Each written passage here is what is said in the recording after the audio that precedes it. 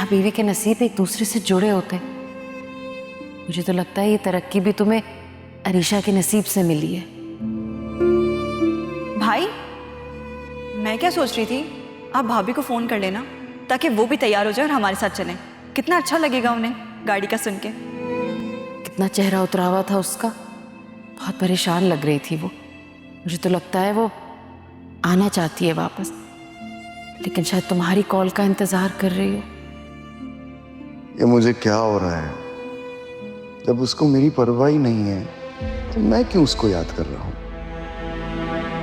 मैं बिला वजह अम्मी और जायशा से उलझ पड़ा। बेचारी मेरी वजह से हर्ट हुई। मुझे उनसे सॉरी करना चाहिए।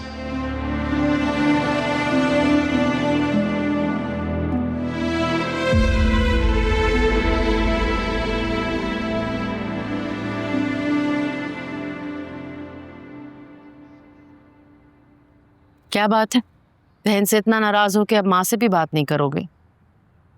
नहीं अम्मी,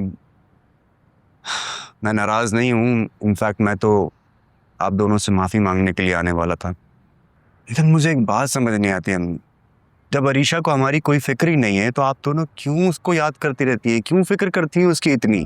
तुम कैसे कह सकते हो कि उसे तुम्हारी फिक्र नहीं है?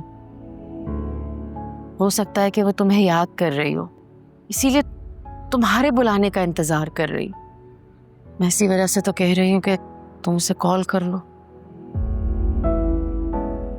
मैं जानती हूँ कि तुम अरसलान की वजह से गुस्से में हो, और होना भी चाहिए, लेकिन बेटा तुम्हें अपनी कामयाबी के बारे में हामिद भाई और अरीशा को जरूर बताना चाहिए।